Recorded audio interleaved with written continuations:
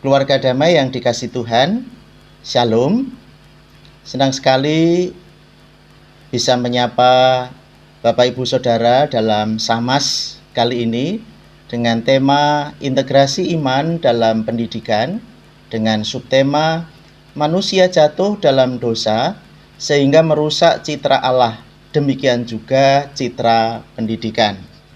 Mari sebelum merenungkan firman Tuhan, kita berdoa terlebih dahulu. Bapa, terima kasih untuk kasih dan penyertaan Tuhan, untuk pemeliharaan Tuhan. Saat ini kami berkesempatan untuk mendengar sabda firman Tuhan. Biarlah firman-Mu boleh terus tertanam dalam hidup kami dan kami menghidupinya di dalam keseharian kami. Di dalam nama Tuhan Yesus Kristus kami berdoa. Amin. Bacaan firman Tuhan di Samas kali ini ada 3 bagian. Yang pertama, kita akan membaca dari kitab Kejadian pasal 1 ayat 26 dan 27. Demikian firman Tuhan. Berfirmanlah Allah, baiklah kita menjadikan manusia menurut gambar dan rupa kita, supaya mereka berkuasa atas ikan-ikan di laut, dan burung-burung di udara, dan atas ternak, dan atas seluruh bumi, dan atas segala binatang melata yang merayap di bumi. Maka Allah menciptakan manusia itu menurut gambarnya. Menurut gambar Allah diciptakannya dia, laki-laki dan perempuan. Diciptakannya mereka. Kita akan sambung bacaan yang kedua dari Roma pasal 3 ayat yang ke-23.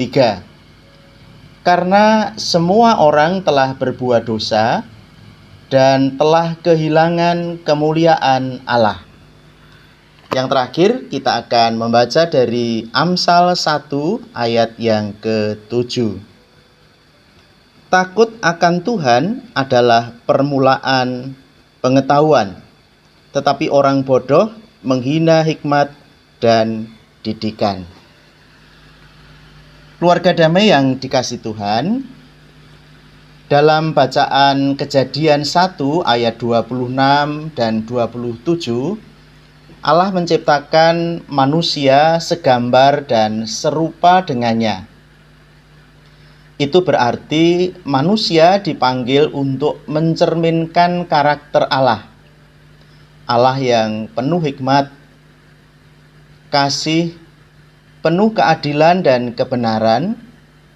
Allah yang penuh kekudusan dan setia. Namun, kejatuhan manusia dalam dosa merusak citra Allah tersebut. Tidak hanya relasi manusia dengan Allah yang rusak, tetapi juga relasi dengan sesama, dengan alam dan seluruh tatanan hidup, termasuk di dalam dunia pendidikan. Bapak, Ibu, Saudara yang dikasih Tuhan, ketika manusia jatuh ke dalam dosa, sebagaimana Efesus 4 ayat 18 mencatat, maka akal budi manusia menjadi gelap. Kemampuan berpikir dan menilai kebenaran menjadi terbatas dan tidak netral. Hati manusia cenderung kepada kejahatan, sebagaimana ditulis dalam kitab Yeremia 17 ayat yang ke-9. Motivasi dalam belajar dan mengajar dapat tercemar oleh kesombongan, ambisi atau kepentingan pribadi. Dengan demikian relasi menjadi rusak. Pendidikan yang seharusnya menuntun pada pemulihan karakter malah sering melahirkan persaingan tidak sehat, diskriminasi, bahkan penyalahgunaan ilmu. Karena dosa, dunia pendidikan tidak lagi sepenuhnya mencerminkan kehendak Allah. Ilmu pengetahuan sering dipakai untuk kepentingan yang merusak, bukannya memuliakan Tuhan. Guru dan murid sama-sama terjebak dalam kesombongan intelektual atau ketidakpedulian moral. Pendidikan kadang hanya mengejar prestasi akademik, bukan pembentukan karakter yang sesuai dengan gambar Allah. Dengan kata lain, kejatuhan manusia dalam dosa tidak hanya merusak hati dan pikiran, tetapi juga arah dan tujuan pendidikan. Allah dengan citranya yang penuh kasih dan kesetiaan tidak membiarkan manusia tetap dalam kerusakan. Di dalam Kristus, citra Allah itu dipulihkan, seperti di dalam Kolose 3 ayat 10.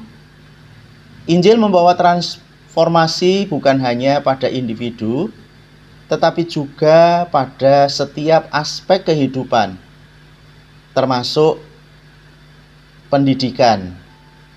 Kristus menerangi akal budi yang gelap. Roh Kudus memperbarui hati sehingga belajar dan mengajar menjadi suatu ibadah kita kepada Tuhan. Nah, pendidikan Kristen dipanggil untuk mengintegrasikan iman dan ilmu, sehingga segala pengetahuan diperoleh, diajarkan, dan diarahkan kepada kemuliaan Allah. Sebagaimana kitab Amsal 1 ayat 7. Bapak, Ibu, dan Saudara yang dikasihi Tuhan, pertanyaan untuk kita renungkan. Sebagai pendidik, sudahkah kita terpanggil dan melakukan panggilan untuk mendidik bukan hanya kepala, tetapi juga hati, mengarahkan anak didik kita kepada Kristus? Sebagai pelajar, sebagai murid, sudahkah kita belajar dengan kerendahan hati, menyadari keterbatasan diri kita, dan mencari hikmat Allah? Sebagai orang tua, sudahkah kita mendidik anak-anak kita dengan kasih dan kesabaran, serta mengarahkan kepada sumber pengetahuan yang sejati, yaitu Allah sendiri? Dan sebagai gereja dan komunitas iman, sudahkah terlibat membangun pendidikan yang menebus, bukan sekedar mendidik intelektual, tetapi membentuk manusia yang seutuhnya? Bapak, Ibu, dan Saudara yang dikasihi Tuhan, mari kita renungkan. Mari kita tutup firman Tuhan dengan kita bersama-sama berdoa. Tuhan, kami mengakui bahwa dosa telah merusak citra-Mu dalam diri kami, termasuk dalam dunia pendidikan.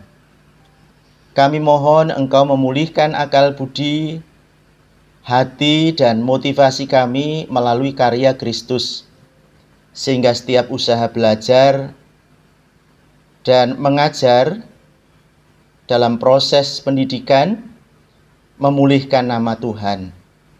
Jadikanlah kami pendidik, orang tua, dan pelajar yang setia, yang membawa terang Injil di tengah dunia yang gelap.